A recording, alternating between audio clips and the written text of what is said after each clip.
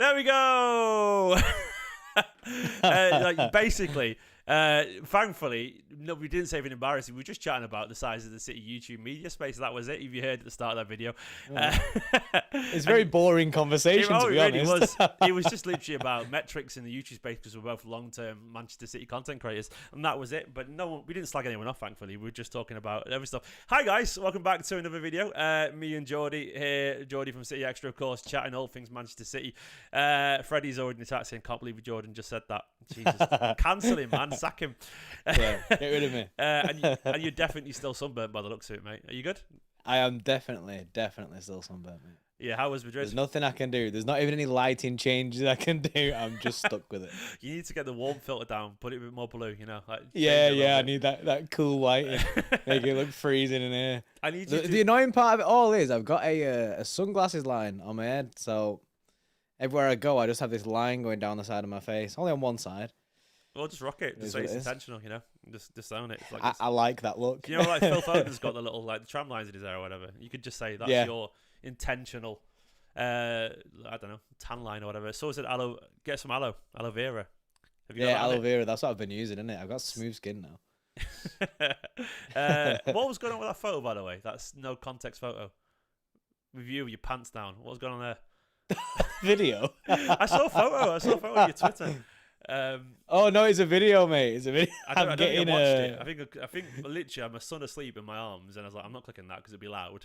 And yeah, it's probably best that you don't watch that on your son. We was in Benidorm. Because we went to the Madrid away game. Went to Benidorm first, and then to Madrid.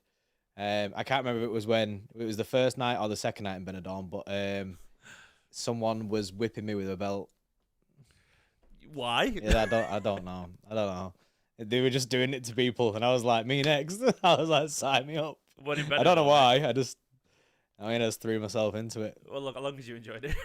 I wouldn't call it enjoy it, mate. I wouldn't. That's not what I was going. I don't know. I've seen the thumbnail of that, man. That was definitely not discussed anyway. But that's a different sort of kink for a different sort of day. Anyway, this is Manchester City versus Real Madrid. Quick shout out at the top of this video, by the way. I am doing my watch along over on Tifo again, which is that new platform I'm working with right now. If you want to check it out tomorrow, my watch along, of course, there's the City Extra watch along as well. Whichever way you go, if you want to go to mine, tomorrow it is over on Tifo. Check it out, of course, in the link in the description below using the referral code Stephen in capital letters. I'll see you there if you want to. For now, though, let's talk about Manchester City versus Real Madrid because it's been a weird week in the world of Manchester City. Jody, how were you feeling after the weekend, man? Because that was a perfect Sunday, wasn't it? Yeah, incredible. Super Sundays don't go. What was it? If Carlsberg did Super Sundays, do you know what I mean? I think that was genuinely the perfect scenario for us. And I didn't see both teams dropping points at all. I was still looking ahead to the fixtures further on, trying to look at where Liverpool would drop points. I knew Villa would be quite a difficult game because they're trying to get their top four spot. But Liverpool, definitely I didn't see them dropping points. And I just thought it'd be another weekend where we temporarily go top and then it changes back round to the way it was. But yeah, fortunately, they've started to slip. Now, I don't know if it's because we put the pressure on and they could feel that City were top, or if they're starting to crumble mentality-wise, but it's gone in our favour and it's in our hands for the first time in a long time. It does feel good, doesn't it? Like I had a feeling one of them was going to drop points, but I did not see that. I thought it'd be a draw for one of the teams, maybe Liverpool given the Atalanta game as well. But I thought maybe there's a chance for Arsenal to be a difficult game. But yeah, that was it felt like a bit of a line in the sand moment, mainly because of the reaction online, man. You've seen the head loss everywhere. It's been ridiculous. Like people have genuinely lost their minds a bit, haven't they? Fans of Arsenal, Liverpool. Thing is, he set himself up for it though. The Arsenal fans more so the Liverpool fans, because Liverpool fans know what it's like to be in a title race with City. Yeah. Arsenal should know from last season, given how little we were top. But you see it like when they drew against us. They drew, was it 0-0 that game? Yeah. They draw against us, and then they're all buzzing thinking they've won the league and we're out the title race. It's now a 2-horse race. They run away with it kind of thing in the mind, and that's why when the reality hits, like they did at the weekend, the head loss is massive. Yeah, I've just lost you a bit there. 1 second. My headphones have been terrible. You know, you're right. And the thing is for me is like I feel like they should sort of know better as well, because that once again they've been there, and if you like, it's sort of their reaction to me has weirdly made it a little bit more likely that they don't win the league, because I did a tweet yesterday where I was saying like apparently it's only a title race if City aren't top, and it's really funny watching everyone sort of trying to justify their pathetic stance of giving up. Like everyone is really entrenched now. Like, no, we have given up, and here are the reasons why. And the more City fans say, no, it's actually a race, the more the fans of other teams go, no, it's not a race. The more they sort of accept their position as second, which is probably a good thing, weirdly, because if City fans act humble, the rival fans act more and more defeated to prove that they're right, while at the same time playing down the chances. I don't see how that's a good thing for Arsenal and Liverpool to be so apathetic, and act like they've lost already. Like, to me, I'm like, yeah, no, because you want the fans to be behind them. Yeah, absolutely. Like, if anything, City fans, it's weird that if City fans be humble, rival fans act defensive of their stance of giving up online, which makes their teams less likely to win it. Like, I don't understand their stance there, so it's weird that we don't have to be arrogant to make our team more likely to win. But it's a good thing. It's a good thing to me. Like, I feel like they're talking themselves out of it as opposed to playing themselves out of it. But it's is it a situation now where we can talk about the T word? Can we go there again? Do we mention the T word again? I don't know what T word I'm referring to there. It depends if you're describing Klopp or not. But yeah, I think we can mention it now. I think it is the elephant in the room, but I think it's justified given last season, given where we're at. Doesn't mean we're going to win it, but I think it is. I think it is something that we sort of have to acknowledge. I think it's remarkable the fact that you look at the team and we're still in all competitions. Obviously, that all could change in the space of this week. We're in all three competitions to win it again at this stage of the season. Like, there's 6 games left in the Premier League and we're top. We're going into a quarter-final second leg against Real Madrid, and then obviously you've got the semi-final on a Saturday. It's incredible how consistent this team is nowadays of getting to the latter stage of these competitions. And yeah, it's on. It's on until it's not. So it's on. We may as well say it now, because in a week we might not be able to say it. That leaves, obviously, of course, to tomorrow. Now we saw, of course, that City have got a full squad in training, which is it's fucking ace given where we're at. And right now, like, to have that, it feels like another win as well. So to have that, obviously, that weekend that we've had, to then find out everyone's back in training, that to me feels like another point. It isn't, obviously, but it feels like another big, massive boost. How would you think that affects tomorrow? Because you could argue that if you want to look at it a different way, it could complicate things a little bit, because when you've got options, Pep might be going, do I play Kyle Walker, or is he going to be fully fit? Is the temptation there to start him? My title of the video is, does Walker start? Because I think it's a really interesting discussion whether you play him, because it could be a risk, because you might want to play him, then he might not be fully fit enough or focused enough, and it could be that actually just stick to what you know. Where's your stance on the Kyle Walker situation? This is the big one, really, isn't it? Yeah. I have a feeling he doesn't start, because he was on the bench at the weekend. I know, obviously, now he's trained properly. Yeah. He was on the bench at the weekend, but he didn't get any minutes. I feel like he needed to get minutes at the weekend to play against Madrid. Yeah. Now, I know Kyle Walker isn't built like that. The guy's a superhuman, so he'll probably get thrown in anyway and be used. But I don't know. I just think I'd personally be favouring the 4 centre-backs. What Kanji in that? Well, yeah, you could have, obviously, Ake's back as well. You could even have Ake and Vardiol, but I think it'd be more than likely probably be Vardiol, Akanji, Diaz and Stones. Now, but it could be, like I say, it could be Ake as well. But then, again, that's a risk again. Like you say, it does complicate things, because if you throw in Walker and Ake, that's 2 players who haven't played pre-Real Madrid. Yeah, so both coming back from injury. Madrid away, it was Josko, Ruben Diaz, John Stones, Akanji. And we can't say they've defended brilliantly, but at the same time, the quality of the goals was quite high, other than the counter. Then you think, Kanji didn't. Kanji was arguably, maybe you might look and go, well, their goals came from down that side with the pace. You probably are going to play Kyle Walker, then you've got a chance. But at the same time, you have to question his fitness. Stones, Ake's been so reliable, but that means maybe you drop Ruben Diaz if John Stones is playing right centre back, because you'd play Ake and Vardiol, because Vardiol's form, he's undroppable right now, surely. Yeah, Vardiol's incredible at the moment. He's the only one I would say. Maybe Stones. Like I would say he's the only untouchable one right now in that defense in terms of guaranteed to start. Vardiol's definitely the untouchable. Oh, Stones is going to start because he was rested the weekend, wasn't he? So Stones will start. Yeah, Stones will definitely play. So I think them two are definitely in. Now it's just obviously it's roulette with the other ones and what Pep wants to do, but I think Pep will be very, very, very tempted to play Walker it literally just for the pace. Just for the pace, that's it. Yeah. Even if he's off the game a little bit, just get him on for the pace, just to stop their counters. No, I think you're probably right there. I do think yeah, I think he'll know basically, won't he? He'll know. He'll just know. He'll know in training because it's really hard for us because we're always guessing based on not seeing anything. Like we don't know if he's playing well in training or whatever. But he could be smashing it in training. He could be doing bits. It look like he's in his best form, ready for the match. But that's it. If he is, that's the conclusion. If Walker starts tomorrow, it's because in training he's been brilliant. Because we know how much Pep trusts Kanji, doesn't he? He does. Like could it be Stones at right back now? It'd be Kanji, wouldn't it? It'd be Kanji. I think I'd prefer a Kanji at right back and then having Stones as that. Yeah. If he wants to push forward, I doubt it would. But I mean, if he wants to push forward, he can help out Rodri kind of thing. I like Stones in the centre as opposed to the right back version. I think I would start Walker tomorrow if he's available fully.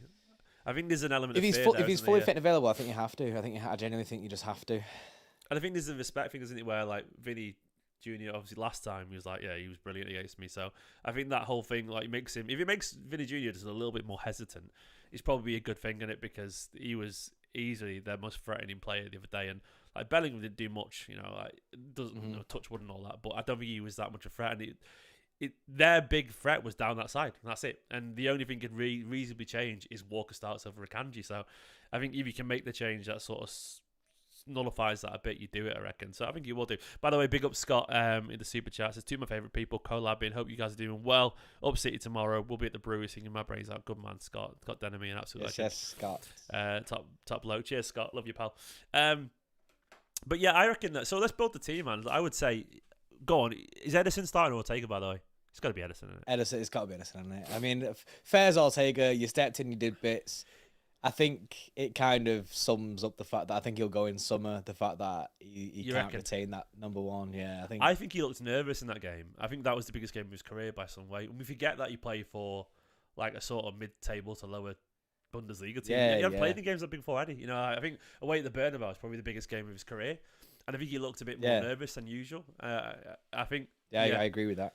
So like he didn't have a bad game, but you could tell he was a bit more hesitant, and I reckon Edison's going to start. So what do we reckon at right back then? Kyle Walker? Yeah, does he get the nod? Yeah, I'll go Kyle Walker if he's fully fit. That's the asterisk, isn't it?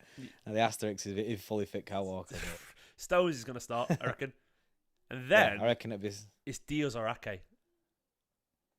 Toss of a coin. Ake's been so good, yeah, but I think just on the basis that he's not played anything before this. I know, but Kyle Walker's an exception because the guy's a phenomenon and he's rapid. I think he has to go Stones Diaz. And then Vardiol. Then Vardiol left back, yeah. That's annoyingly, that's the easy bit of the defence, and that wasn't even that easy. Then you get into, obviously, Rodri's an absolute nailed-on billion% starter. Then obviously Haaland's going to start. Grealish is going to start. Grealish is going to start, definitely. Then at that point, you try and work out, how does he solve the Foden, Bernardo, De Bruyne, cause do they all start? And if not, who misses out? Personally, I think they all start. I think that's the three. I think it'll be Kev and Bernardo, and Phil Foden out wide, and we'll see Phil Foden and Bernardo basically being fluid. Yeah. I think if anyone's gonna miss out, I mean, the thing is, they can't like. I had a conversation with Ollie the other day about potentially.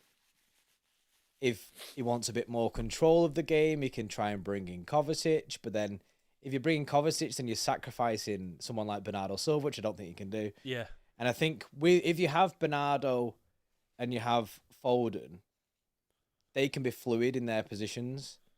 Now, whether or not they will be or not, but I just think that's the way. That's for me our strongest.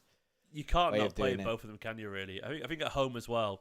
That one thing I was actually surprised by is I don't think.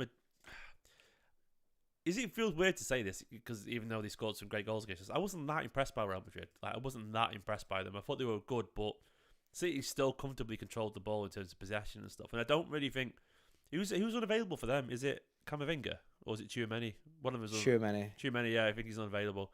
No, they're Yeah, going to he's play. unavailable because he got a yellow card straight away, didn't he? Yeah, they're going to play Camavinga, Cruz, and Bellingham, aren't they? I think again, or maybe Modric instead of Cruz, one of the two. But I still think I think you're right. I think Bernardo will play central because Bernardo and Rodri behind De Bruyne. I think that's always sort of nailed down with Foden on the right. You've got to get him all on the team, haven't you? You've got to get him all on the team. Because that's the way I see it doing it, and I don't see him doing Phil Foden and Kevin in the middle. He's not full sent that idea yet. I mean, it's Pep, but he's not full sent that idea yet, and I don't see him doing it against Madrid. I'd love it if he did. Is there an argument to say that is when you do it? Like, is that when you do it? Because you want to get in Pep's head about unexpected tactical things, like something a bit different that Madrid are never going to see coming, and knowing that these two are. Is there an argument saying now is the time to do it? Because no one would see it coming. It would. I still think we'll have the control because I think Phil would have. I think Phil will have the game of his life. I think if he's in the middle, I think he'll know the responsibilities on him. Is there an argument for that, or am I just talking nonsense? I mean, there's an argument for everything, mate. But I just. I'm not talking nonsense. I guess. I don't think Pep risks that.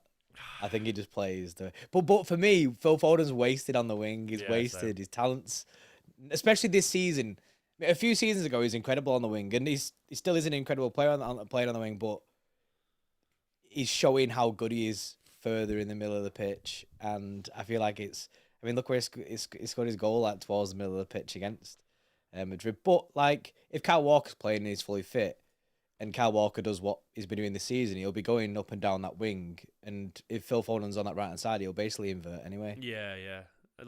I do wonder if he'll. That's the only thing is if Stones plays in the middle, there's two sort of options there. Does Kyle Walker go really far forward, or does Stones push to midfield? Because you can't have both. Yeah, Stones push up. Yeah, I think that means Walker a little bit deeper, and I think they probably will tell him to stay a bit deeper because of Vinny Jr., won't you? Because he can't do that whole right wing thing if Vinny Jr.'s there and Stones in midfield.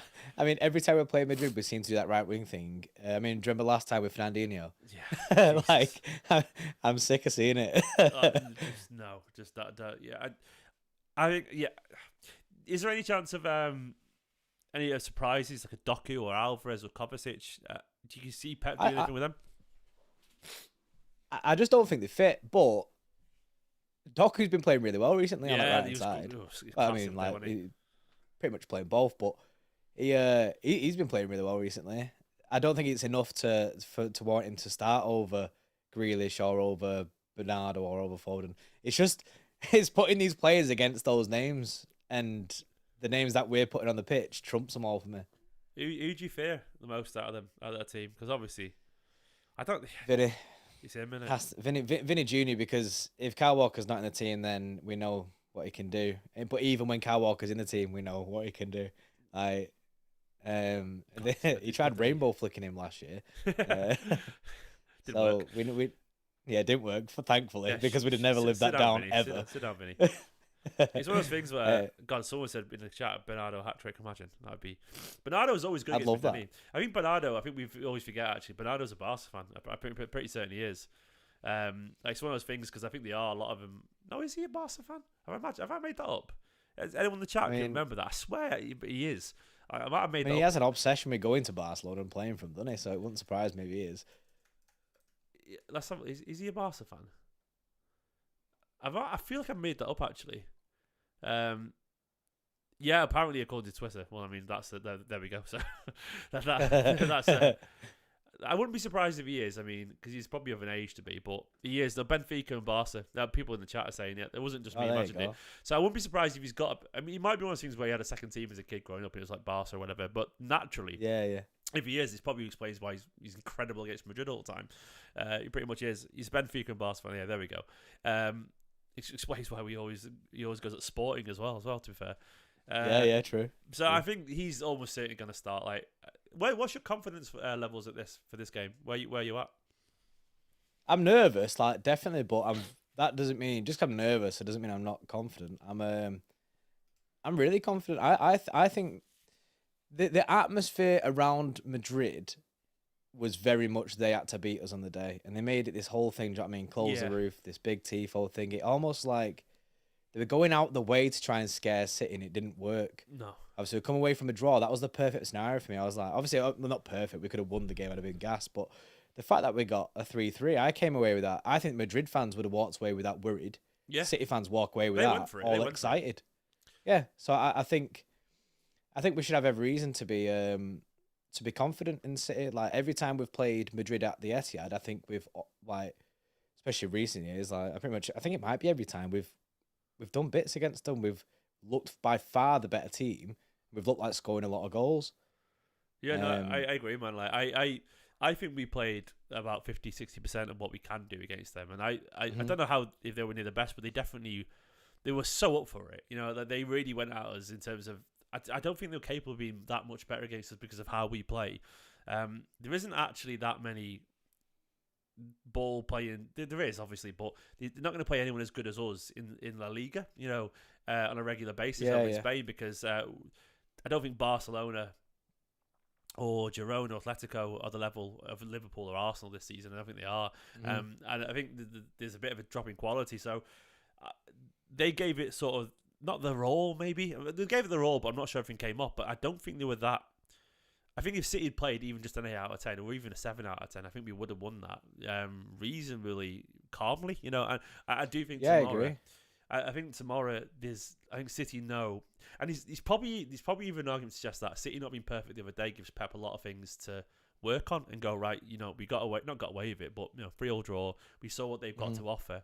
I don't think it'll change too much if we just improve what we can do by 30%. It will be enough. You know, I think that's why I'm feeling pretty confident about it because it's not like I feel like I remember the first leg against I can't remember if it was the first second leg of the draw with Bayern, but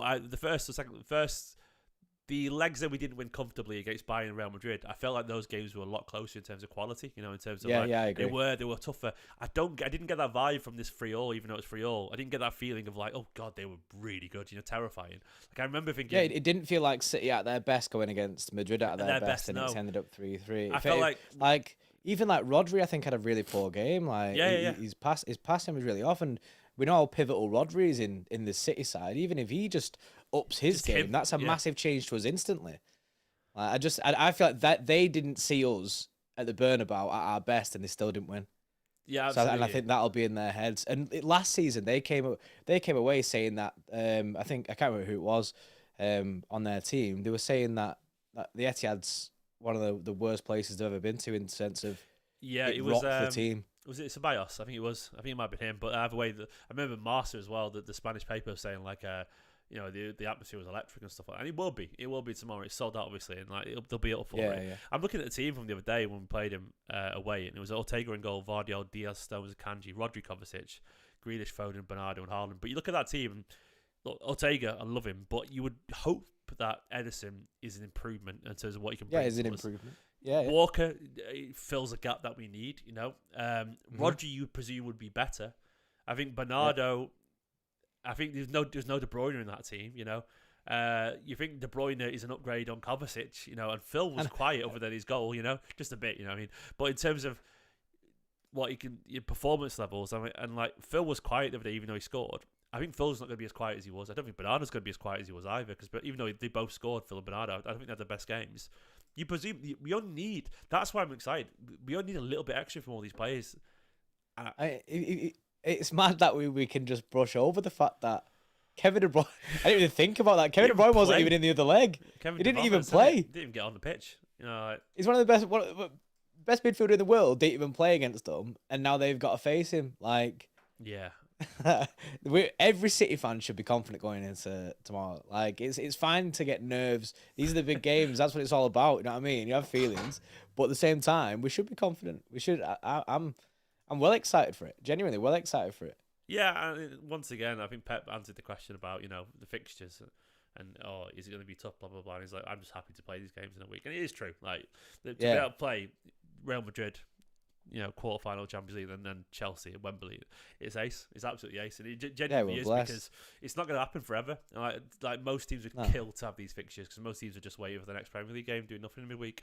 And I think there's been no better sort of motivation than the weekend's results as well. Players getting rests, certain players getting a rest, and then I've got getting the results our way, and knowing that Madrid are what they're gonna do. I think I don't know. I can't see anything other than it could go wrong, but I'm expecting a bit of a classic tomorrow. Not expecting, hoping, I guess, but I would not be surprised if City just kick on tomorrow and go at them aggressively, and we see a bit of a rollback from Bernardo and De Bruyne and everyone. And Haaland's scoring tomorrow as well. I'm so confident. I know he's been a bit quiet recently, and that's always been the narrative, but I can't see it happening multiple games in a row against Madrid.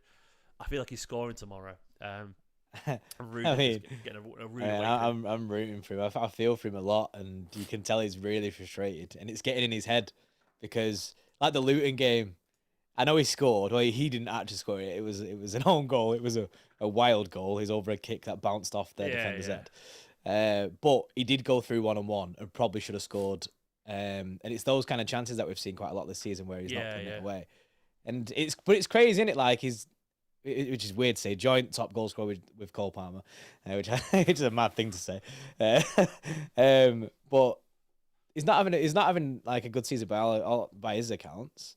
We know as City fans the chances that he's missed, and he's still up there, still get like he does still score a lot of goals for us. Yeah. But there's a level to him where I think he just needs that little bit of confidence. I think he's aware as well. I think like watching the documentary, like his reactions when we were losing, when he was like kicking things around in the dressing room, you can tell he really, really cares. And I think there's a perception amongst people that we forget he's a young lad still, in the grand scheme of things, and that he's got a lot to learn a bit. And I don't know. I think he'll be up for it tomorrow. And I'm confident, man. Like, what's your prediction? What are you going for then? 3-1. 3-1. I'd love to say 4-0 and run it back, like you said, a bit of a classic. And because that Real Madrid last year is my favourite City game. Like, that's the best, not my favourite City game, the best I've seen us play. Yeah. I walked away from that thinking that is the best performance you'll ever see from City. Like, it was just dominating. Now, I'd love to do that again now. I'd love to do that again, but I think they'll score, so 3-1. If City, here's my, I've got two predictions here. I still think City win. I think it's going to be like a 2-1 or something like that. But if City win comfortably tomorrow, and if City are imperious and we batter Madrid, we're gonna fucking win the lot again. Like, that is my genuine, like, I think the momentum from that will be too much to stop City.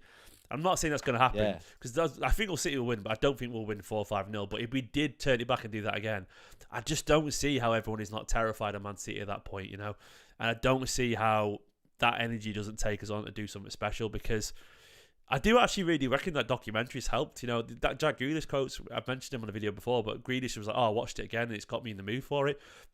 I do think the timing has been weirdly useful at the start of April and stuff, and at the time of the season again we're there. Like, I don't know, man.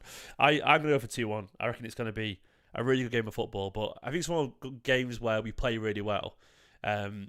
We score a couple of goals, they score, and they sort of, we've got 70% of the ball, we've had about 20 shots, they've had about 12. We're a bit like the Liverpool games of a few years back, where it's two juggernauts going for it, and we play really well, and it's closer than we'd like, but we're still impressed.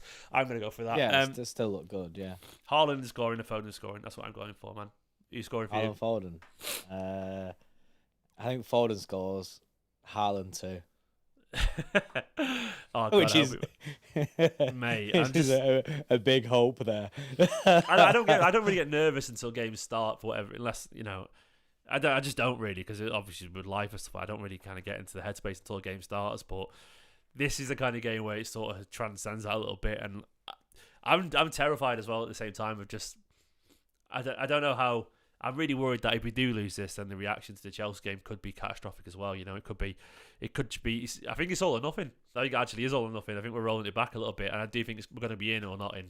If we're going to lose it or not. Jordan, mate, I'm going to have to leave it there if that's all right, because I've got to go and get the little one to bed. But it's been a pleasure, man. It's been a pleasure chatting to you. Yeah, no. And of course, we'll do it again very, very soon. Absolutely, and we'll return the favour as well. I'll jump on your guys' channel. We could do something after the game, innit? Like in the week, but pre-Chelsea and that. Yeah, I'll catch you Thursday or Friday. Where definitely. we stand, guys. You're all legends. Thanks for joining us. It's been good fun. This I did promise to get more collabs on the channel, and obviously they don't get much more esteemed than this fellow alongside me. Thank you so much, man. Guys, cheers for watching. Like the video, subscribe, and don't forget my watch on tomorrow is on TiVo. Click link in the description below. Catch you in a bit. Cheers, Geordie. Cheers. Up the Blues. Bye bye.